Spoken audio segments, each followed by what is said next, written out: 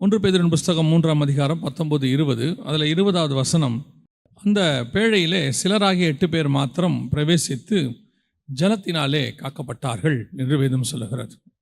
இந்த சம்பவம் நீங்கள் அறிந்திருக்கிற சம்பவம். ஆதியாகமத்தின் புஸ்தகம் 7ஆம் அதிகாரம் 6, 7, 8 அதிகாரங்களிலே இதை குறித்து நாம் வாசிக்கிறோம். நோவா காலத்தில் ஒரு ஜலப்பிரளயம் வந்தது. அந்த ஜலப்பிரளயத்தில் நோவா பாதுகாக்கப்பட்டார். அதில் வேதம் தெளிவாய் சொல்லுகிறது, சிலராகிய 8 பேர் மாத்திரம் அப்படின்னு இருக்கிறது. சிலராகிய 8 பேர் மாத்திரம். நோவா காலத்தில் ஒரு ஒரு ரிசர்ச் இப்படி சொல்கிறாங்க, குறைஞ்சது 100லேருந்து 150 கோடி பேர் இருந்திருக்கணுமா பூமியில். அது மட்டுமல்ல, கிட்டத்தட்ட 100 வருஷத்துக்கு மேலே அவர் சுவிசேஷம் சொல்லியிருக்கிறார். நீதியை பிரசங்கித்தவனாகிய நோவா அப்படின்னு 2 பேர் புத்தகத்தில் நம்ம வாசிக்கிறோம். அப்படி நோவா பிரசங்கித்த போது வசனம் சொல்லுது, சிலராகிய 8 பேர் மாத்திரம். ஏறக்குறைய 100 வருஷம் ஒரு ஊழியம், 100 வருஷம் ஒரு ஊழியம் நடக்குது. நீதியை பிரசங்கிக்கப்படுகிறது.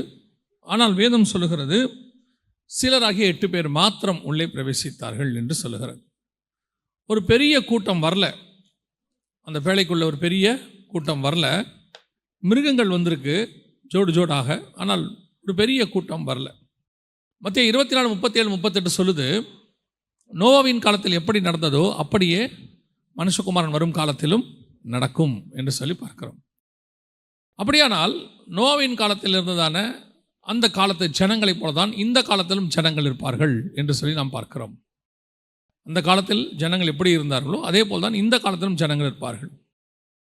அப்போ நோவா காலத்தில் ஒரு 8 பேர் தான் பேழைக்குள்ளே போயிருக்கிறாங்க, 8 பேர் தான் பாதுகாக்கப்பட்டிருக்கிறாங்க அப்படின்னு சொன்னால், இப்போ யோசிச்சு பாருங்கள், ஒரு 8 மடங்கு ஜனங்க அதிகமாக இருக்கிறாங்கன்னு வச்சுக்கோங்க. 800 கோடி இருக்குது. ஒரு வேளை வருகை வந்தால் இதை விட ஒரு 8 மடங்கு அதிகமாக இருக்குன்னு வச்சுக்கோங்களேன், ஒரு 64 பேர்.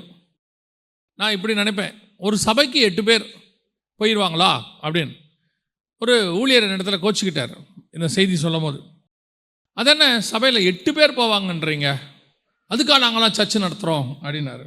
8 பேர் போவாங்கன்னு சொல்லலை, 8 பேராவது போவாங்களான்னு தான் கேட்டேன் நான். அந்த 8 பேர் கூட கன்ஃபார்மாக போவாங்களான்னு தெரியாது. காரணம் என்ன? யாரையும் காலத்துக்கு முன்பாக நியாயம் தீர்க்கலை. நோவாவின் காலத்தில் எப்படி நடந்ததோ அதே மாதிரி நிலைமை தான் இன்றைக்கும் இருக்கு. இன்றைக்கும் பூமியினுடைய நிலைமை எப்படி இருக்குது அதே மாதிரி தான் இருக்குது. அப்போ நாம் இந்த 8 பேருக்குள்ளே இருக்க போகிறோமா? ஜலப்படத்தில் அழிக்கப்பட்டவங்க இவங்களாம் யார்? அதே வசனம் சொல்லுது, தேவன் நீடிய பொறுமையோடு காத்திருந்த போது கீழ்ப்படியாமல் போன ஆவிகள். ஒரு குரூப் இருக்கு கீழ்ப்படியாமல் போனது, ஒரு குரூப் இருக்கு கீழ்ப்படிந்தது.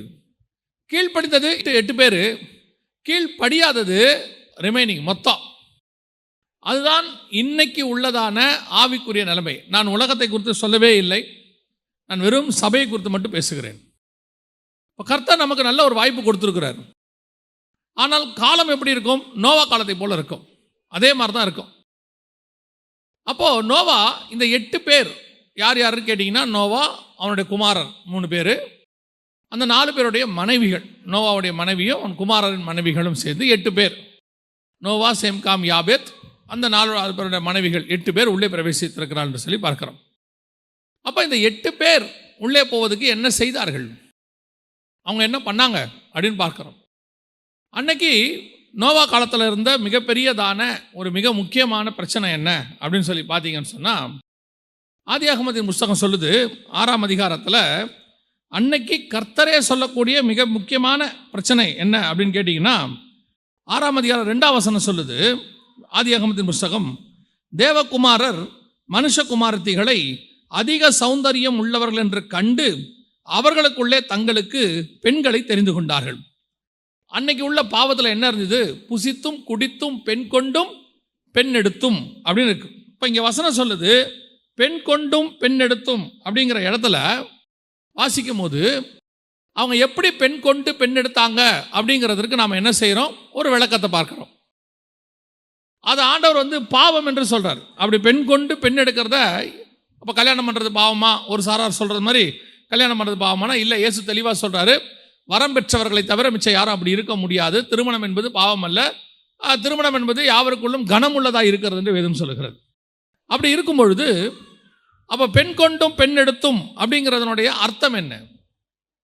அதை சொல்றாரு, புசித்தும் குடித்தும் பெண் கொண்டும் பெண் எடுத்தும் வெள்ளம் வந்து வாரிக்கொண்டு போகும் அளவு உணராது இருந்தார்கள். அவ பெண் கொடுத்து பெண் எடுக்கிறது ஒரு உணர்வில்லாத காரியமா? கல்யாணம் பண்றது ஒரு உணர்வுள்ள காரியமானா அப்படி அல்ல. இங்க வசனம் சொல்லுது, எப்படி பெண் கொண்டு பெண் எடுத்தாங்களா, தேவகுமாரர் மனுஷகுமாரத்திகளை அதிக சௌந்தரியம் உள்ளவர்கள் என்று கண்டு அவர்களுக்குள்ளே தங்களுக்கு பெண்களை தெரிந்து கொண்டார்கள் அப்படின்னு இருக்குது. அப்படின்னா என்ன அர்த்தம்? இன்னைக்கு தேவபுத்திரர் என்று சொல்லக்கூடியது தேவனை தொழுது கொள்ளுகிற ஜனம், சேத்துடைய வம்சம். இந்த தேவனை தொழுது கொள்ளுகிற ஜனம் ஒரு கூட்டம் உலகத்தை பார்க்குது. இவங்கெல்லாம் யாரு? காயினுடைய வம்சத்தில் வந்தவங்க, காயினுடையதான வம்சத்தில் பிறந்தவங்க தான். ஏன்னா 2 பேர் தான் இருக்காங்க. ஆபேல் கொலை செய்யப்பட்டு விட்டார், ஆபேலுக்கு பதிலாக சேத்து. அப்போ சேத்துக்கு ஒரு குமாரர் பிறந்தார், அப்பொழுது தேவனை தொழுது கொண்டார்கள், அவங்க தேவபுத்திரர். காயினுடைய சந்ததி மனுஷகுமாரத்திகள். இந்த மனுஷகுமாரத்திகள் காயினுடைய பட்டணத்துக்குள்ள இருக்கக்கூடியதான ஜனங்கள் எப்படி இருந்தாங்களா, அதிக சௌந்தரியம் உள்ளவர்கள் என்று கண்டு. இந்த தேவபுத்திரருக்கு எப்படி இருக்குது? இவன் தேவனை தொழுது கொள்ளுகிறவன். இந்த இன்னைக்கு நம்ம ஒரு வார்த்தையில சொல்லணும்னா, விசுவாசிக்கும் உலகத்துக்கும், இல்லை இப்படி சொல்லலாம், சபைக்கும் உலகத்துக்கும். அப்ப இங்கிருந்து அங்க பார்க்கும்போது அது எப்படி இருக்கு? அதிக சௌந்தரியம், அழகு, அட்ராக்டிவ், அப்படிதான் இருக்கு. அன்னைக்கு உள்ள பாவத்தில் கர்த்தர் சொல்லக்கூடியது என்ன? அவங்க அதிக சௌந்தரியம் உள்ளவர் என்று கண்டு தங்களுக்குள்ளே பெண் கொண்டார்கள். அப்ப அழகானவங்களை கல்யாணம் பண்றது தப்பானா? இல்ல, அவங்க தேவபுத்திரர் இல்லைங்கிறதா. ரொம்ப அழகா ஆண்டவர் சொல்றாரு, விசுவாசி அவிசுவாசியோடு கூட பிணைக்கப்படக்கூடாது. அதே வார்த்தை தான் உண்டு, சபை உலகத்தோடு கூட என்ன செய்யக்கூடாது? தொடர்பு கொள்ளக்கூடாது. அதனாலதான் 2:40 40ஆம் வசனம் சொல்லுது, அப்போஸ்தலர் நடபடிகள், மாறுபாடான சந்ததியை விட்டு விலகி உங்களை ரட்சித்துக் கொள்ளுங்கள் என்று வசனம் சொல்லுது. காப்பாத்திக்கோங்க, அவங்கள விட்டு தூரம் வந்துருங்க. அவரோட அர்த்தம் என்ன? அவங்கள விட்டு உலகத்தை விட்டு போயிருங்களா? அது அர்த்தம் இல்ல. உங்களுக்கும் அவங்களுக்கும் சம்பந்தம் ஏது? இன்னைக்கு கடைசி காலத்தில் சபை உலகத்தோடு கூட சம்பந்தம். நான் வெறும் திருமண காரியங்களில் மட்டும் சொல்லல, பாட்டுல இருந்து, மியூசிக்ல இருந்து, ஆராதனையிலிருந்து, செய்தியிலிருந்து, பேசுகிற காரியங்களிலிருந்து, நடை உடை பாவனையிலிருந்து அத்தனையும் உலகத்தை அப்படியே அடாப்ட் பண்ணக்கூடிய நிலைமையில சபை இருக்கிறது. சபையினுடையதான சிந்தனை எப்படி இருக்குது அப்படின்னா, நல்லா தெரிஞ்சுக்கொள்ளுங்க. சபை கிரியேட்டர்கிட்ட இருக்கு. கிரியேட்டர்னா உருவாக்குகிறவர். இந்த உருவாக்குறவர்கிட்ட இருந்தா உலகம் காப்பி அடிக்கும். ஒரு விஷயத்தை நல்லா புரிஞ்சுக்கோங்க. கர்த்தர் ஒருவரே, கிரியேட்டர் ஒருத்தர் தான் இருக்கார். அவர் ஒருத்தர் தான் உருவாக்குறவர். புதுசா ஒன்று செய்யறாருன்னா அது ஆண்டவரால் மட்டும்தான் முடியாது, மற்ற மனுஷனால முடியாது. இப்போ 2 காரியம் சொல்லுவாங்க, இன்வென்ஷன் சொல்லுவாங்க, டிஸ்கவரி அப்படின்னு சொல்லுவாங்க. இந்த கண்டுபிடிப்புகள் அப்படிலாம் இருக்குது. இப்போ ஒரு லேப்ல போய் கெமிக்கல்லாம் கண்டுபிடிப்பாங்க. அது கண்டுபிடிக்கிறதுக்கு என்ன செய்வாங்க? 2 காரியங்களை ஒன்றா இணைச்சு கண்டுபிடிப்பாங்க. டிஸ்கவரினா என்னன்னா, ஏற்கனவே இருக்கு, அதை போய் அவங்க பார்த்து கண்டுபிடிப்பாங்க. இது இருக்கு. ஆனால் கிரியேஷன் ஒன்று இருக்கு. இன்வென்ஷனும் இல்லை, டிஸ்கவரியும் இல்லை. என்னது? கிரியேஷன், உருவாக்குதல். இப்போ 2 மூலப்பொருட்களை இணைச்சா ஒரு புது பொருள் கிடைக்கும். இது லேப்ல நடக்கும், இன்வென்ஷன். ஆனால் ஒண்ணுமே இல்லாம இருந்து ஒன்று உருவாக்குறாருல, அதை கர்த்தர் ஒருத்தரால மட்டும்தான் முடியும். ஏன்னா கர்த்தர் ஒருத்தரே. அப்படி கர்த்தர் இருக்கும் பொழுது, அந்த ஒருத்தர் இருக்கும் போது இந்த உலகம் என்ன செய்யணும்? அதுல இருந்து பார்த்து காப்பி அடிக்கும். இதுக்கு இன்னொரு வார்த்தை வச்சா இங்கிலீஷ்ல இன்ஸ்பிரேஷன் அப்படிம்பாங்க. அதை பார்த்து நான் என்ன செஞ்சேன், அது மாதிரி செஞ்சேன், அதையே காப்பி அடிக்கல, அது மாதிரி ஒன்று செஞ்சேன் அப்படிம்பாங்க. அதுல இருந்து இன்ஸ்பயர் ஆன அப்படிம்பாங்க. இந்த உலகத்தில் உள்ளது எல்லாமே ஒன்று இன்வென்ஷன், இல்லை டிஸ்கவரி, இல்லை இன்ஸ்பைர்ட் ஆகி வந்தது ஒழிய கிரியேஷன் ஒன்று கிடையாது. அந்த கிரியேஷன் கர்த்தரால மட்டும்தான் இருக்கிறது. அல்லேலூயா.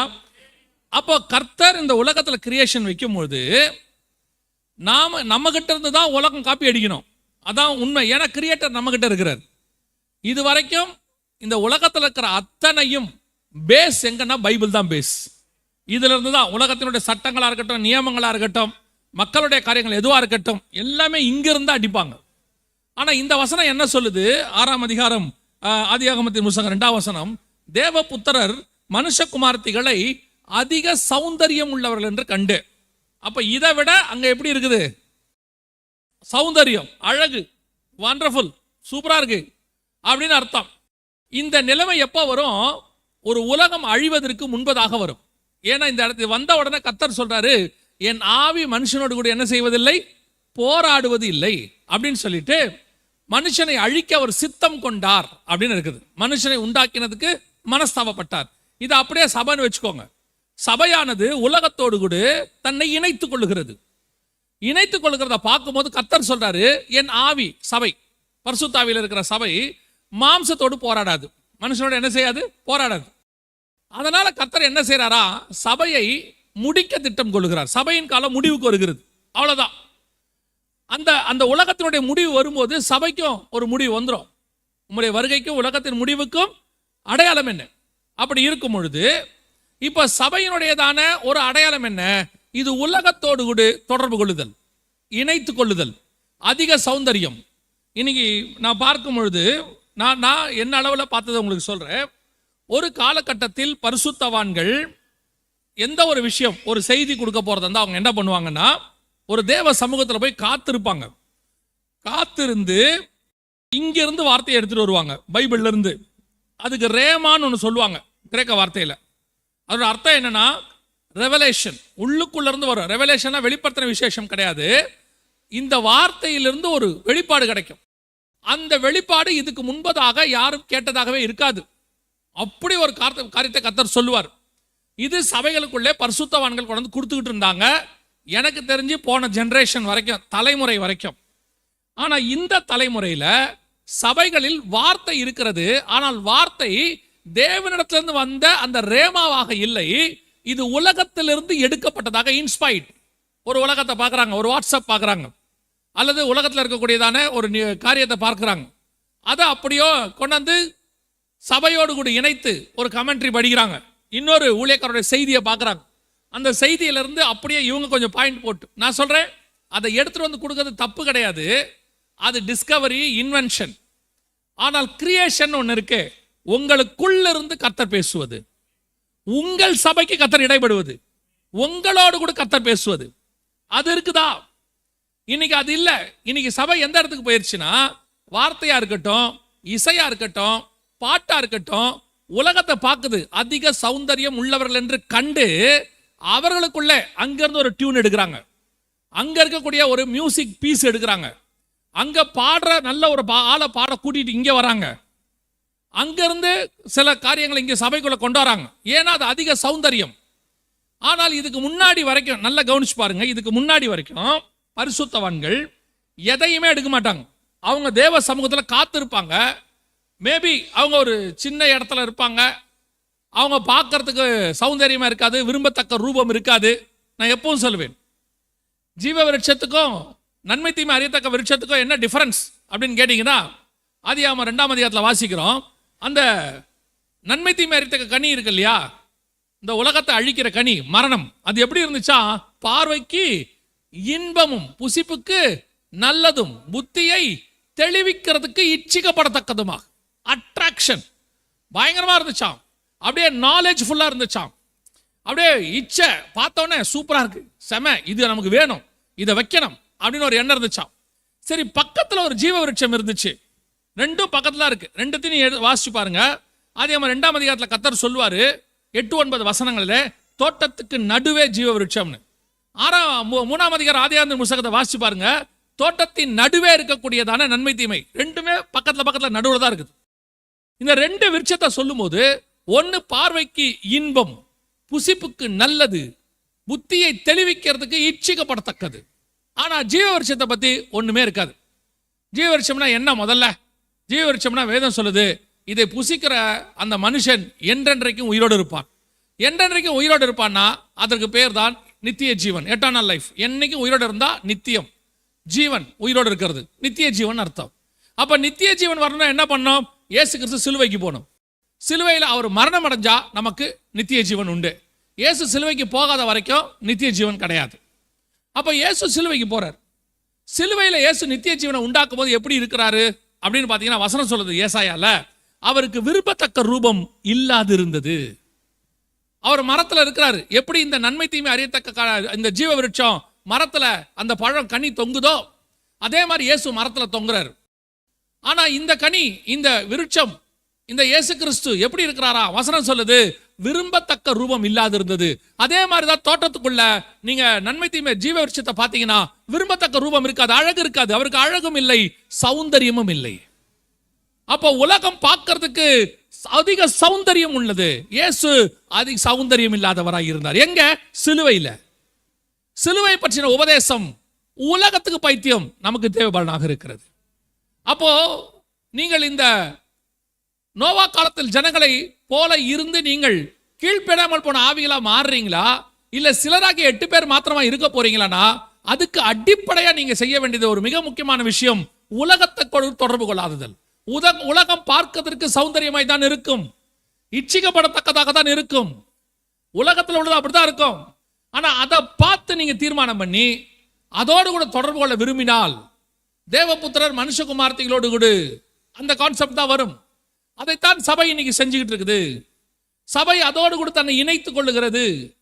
அதனால என்ன ஆகுதான், மனுஷனோடு கூட தேவனுடைய ஆவி மனுஷனோட ஆவியோடு மனுஷன் மாம்சத்தோட போராடுதான்.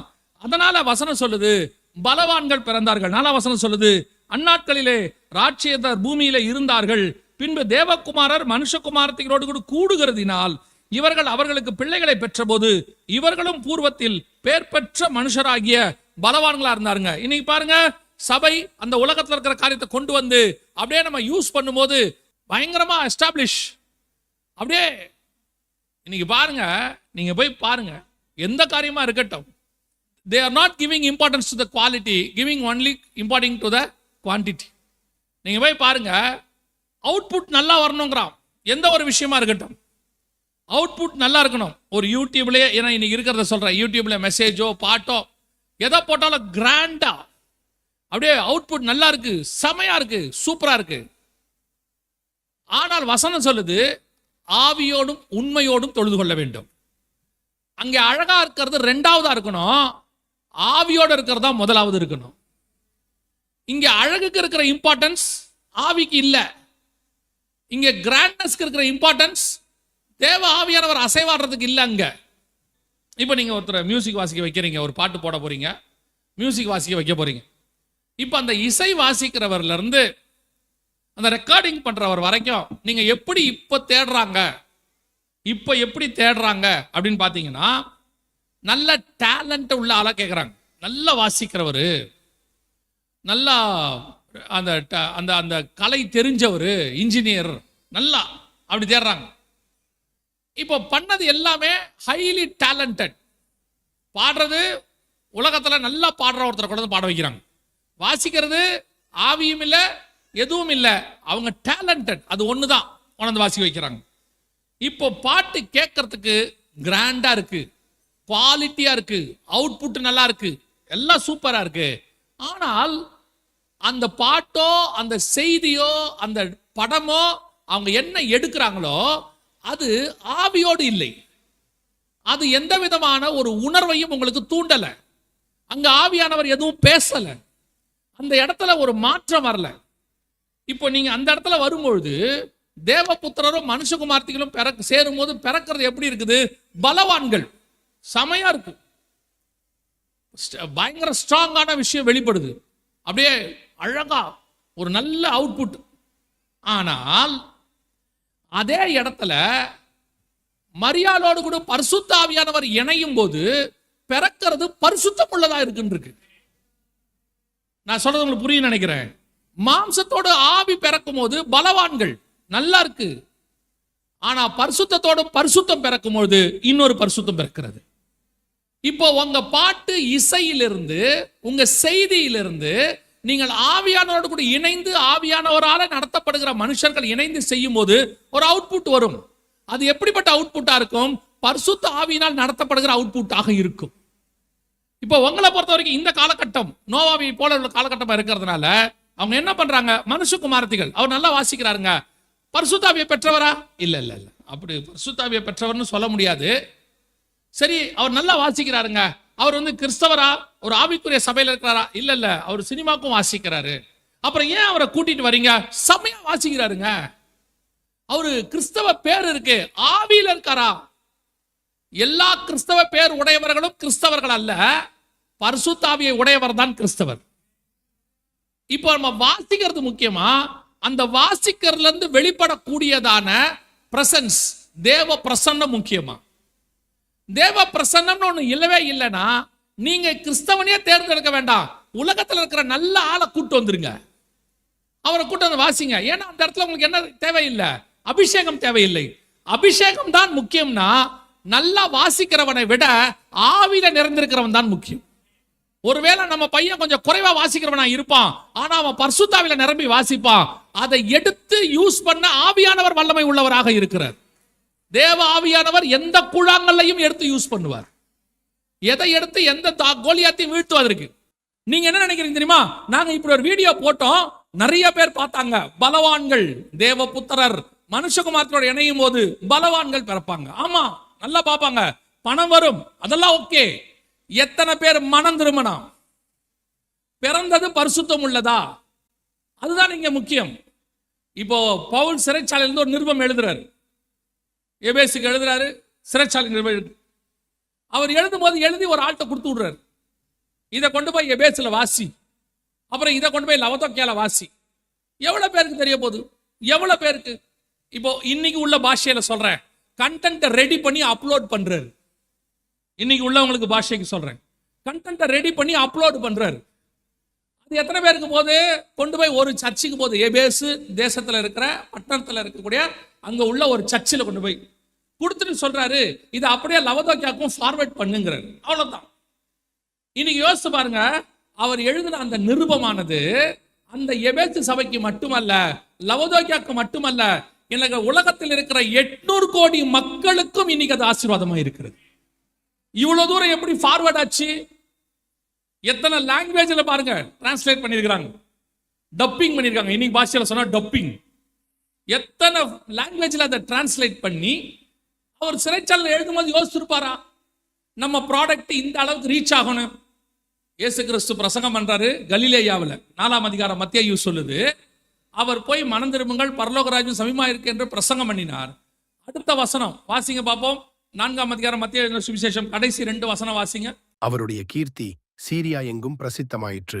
அப்பொழுது பலவித வியாதிகளையும் வேதனைகளையும் அடைந்திருந்த சகல பிணியாளிகளையும் பிசாசு பிடித்தவர்களையும் சந்திர ரோகிகளையும் திமிர்வாதக்காரரையும் அவரிடத்தில் கொண்டு வந்தார்கள். அவர்களை சொஸ்தமாக்கினார். கீர்த்தி சீரியா எங்கும். சீரியானா பக்கத்து தேசம், இஸ்ரேல் கிடையாது, அது வேற நாடு. இஸ்ரேலுக்கு பக்கத்தில் இருக்கிற இன்னொரு நாடு. அவருடைய கீர்த்தி சீரியா எங்கும் பிரசித்தமாயிற்று. எப்படி போச்சு? எப்படி போச்சு? அடுத்த வசனம் வாசிங்க. அதுக்கு அடுத்த வசனம், கலிலேயாவிலும் தெக்கப்போலியிலும் எருசலேமிலும் யூதேயாவிலும் யோர்தானுக்கு அப்புறத்திலும் இருந்து பின் சென்றார்கள். ஃபாலோயர்ஸ். அப்ப இவ்வளவு ஃபாலோயர்ஸ் எப்படி வந்தாங்க?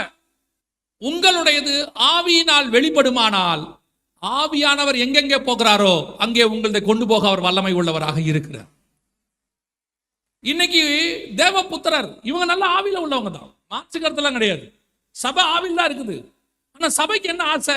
இன்னைக்கு உள்ள யங்ஸ்டர்ஸ் எல்லாம் வருவாங்க, அவங்களுடையதான கர்த்தர் கொடுத்த அந்த தாளந்து, அவங்களுக்கு கர்த்தர் கொடுத்த அந்த கிஃப்டை என்ன செய்ய விரும்புவாங்கன்னா, அது ஒரு ஆசை எல்லாருக்கும் இருக்கும், மாற்றுக்கிறதே கிடையாது.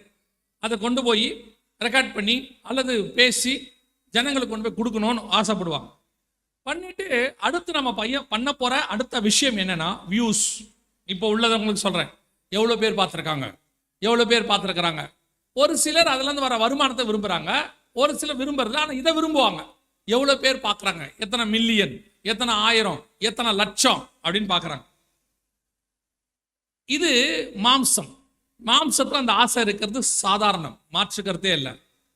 ஆனால் எவ்வளோ பேர் ஃபாலோ பண்ணுறாங்க, எவ்வளோ பேர் லைக் பண்ணுறாங்க, எவ்வளோ பேர் ஷேர் பண்ணுறாங்கன்றத இயேசுநாதரோ அப்போஸ்தலரோ செய்ய மாட்டார்கள்.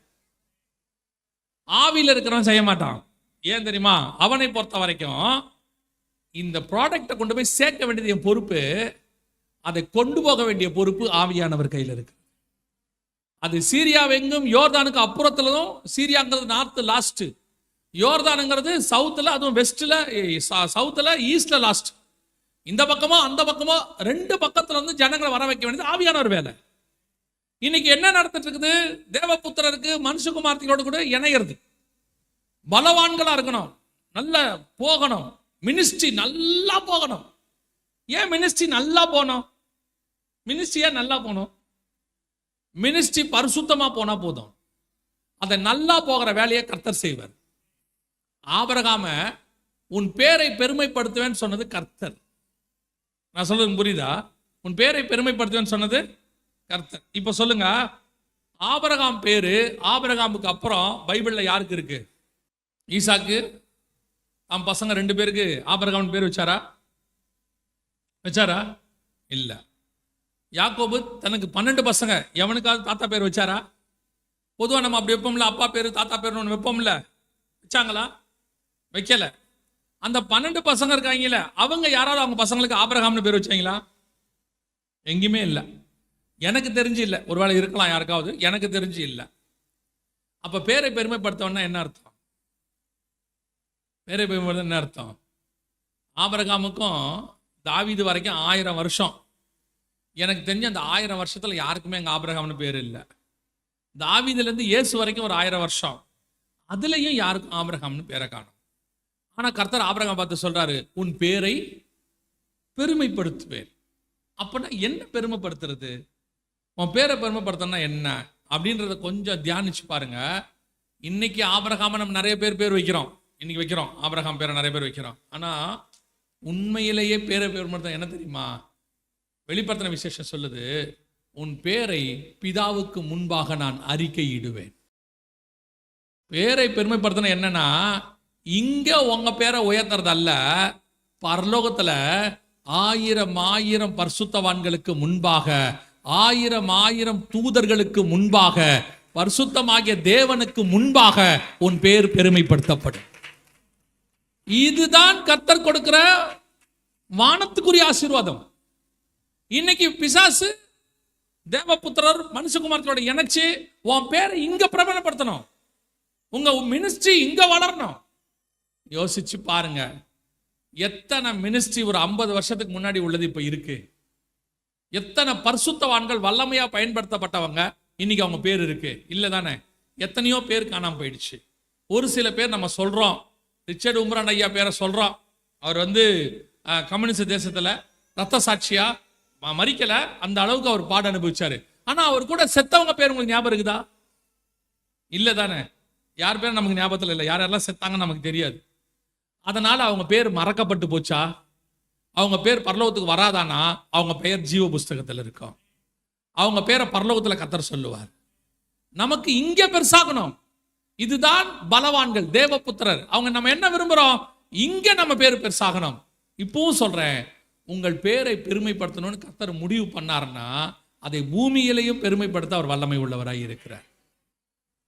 ஆனா நீங்களும் நானும் அதற்குரியவர்கள் அல்ல. நீங்களும் நானும் தேவபுத்திரர் மனுஷகுமாரத்தோடு இணையக்கூடாது. உலகத்தோடு கூட சேர்ந்து அவன் புகழ் அடைகிற மாதிரி நான் அடையணும், அவன் சம்பாதிக்கிற மாதிரி நான் சம்பாதிக்கணும், அவன் மேன்மை அடைகிற மாதிரி நான் மேன்மை அடையணும். இல்லைங்க, நாம பேழைக்குள்ள போற கூட்டம் இந்த தேவபுத்திரர் அழிகிற கூட்டம், கீழ்ப்படியாத.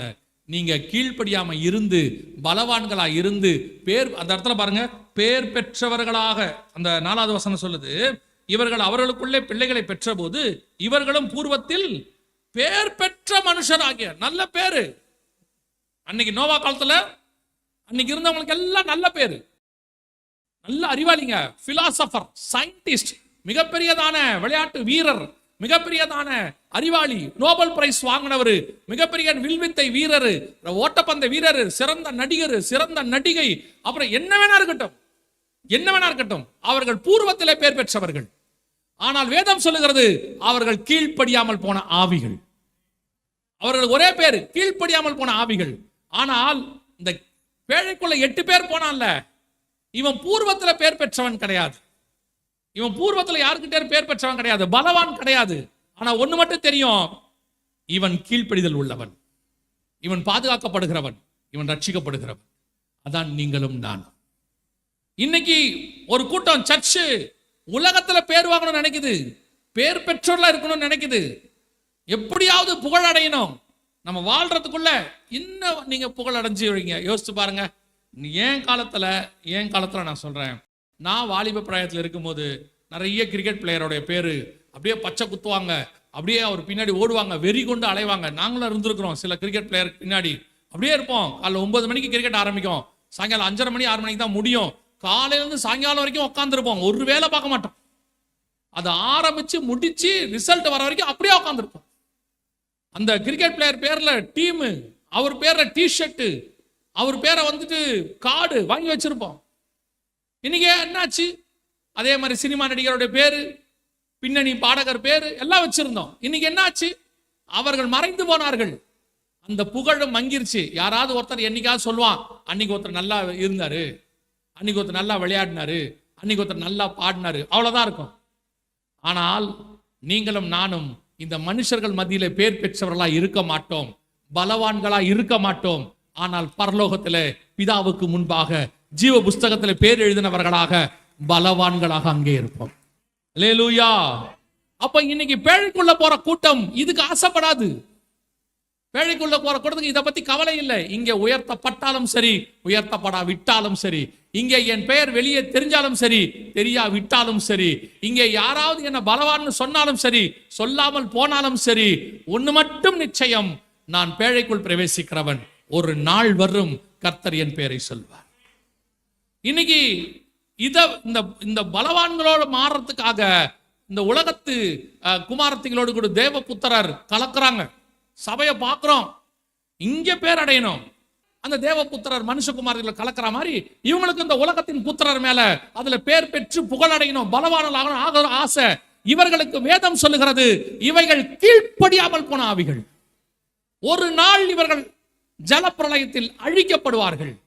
ஆனால் இதை எதை பத்தியுமே கவலைப்படாம ஒரே ஒருத்தன் மட்டும் குடும்பத்தோட வேற வேலை செஞ்சுக்கிட்டு இருக்கிறான். அவன் அதை பத்தி பேசிக்கிட்டு இருக்கான். நீதியை பிரசங்கித்தவன் ஆகிய நோவா, அவனை பார்த்து வசனம் சொல்லுது, சிலராகிய 8 பேர் மாத்திரம் காக்கப்பட்டார்கள். அல்லேலூயா. இதுதான் கர்த்தர் உங்களுக்கு எனக்கு வச்சிருக்கிற முதல் விஷயம். தயவு செய்து நான் அடுத்த காரியத்துக்கு போறதுக்கு முன்னாடி சொல்லுகிறேன், தயவு செய்து எக்காரணம் கொண்டும் நீங்கள் இந்த உலகத்து மனுஷரை போல பேர் பெறணும், புகழ் அடையணும், இங்க நல்லா சம்பாதிக்கணும், பலவானா இருக்கணும், இதை யோசிக்காதீங்க. இங்க உங்களையும் என்னையும் அவர் வர்ற வரைக்கும் பத்திரமாய் பாதுகாக்க தேவன் போதுமானவராக இருக்கிறார். நீங்கள் இங்கே உயர்வடைவதை பார்க்கிலும் அழிந்து போகிற உலகம், அழிந்து போகிற மனுஷன், இவர்கள் மத்தியிலே நீங்கள் பேர் பெற்றவர்களாக இருந்தீங்கன்னா ஒரு காலகட்டத்தில் இல்லாமல் போவீர்கள். பாருங்க, 4000 வருஷத்துக்கு முன்னாடி எகிப்திய சாம்ராஜ்யத்தில் எத்தனையோ ராஜா இருந்தான், இன்னைக்கு இல்லை. அவன் பேர் முதல் கொண்டு மறக்கப்பட்டு போச்சு, யாருக்கும் வைக்கல.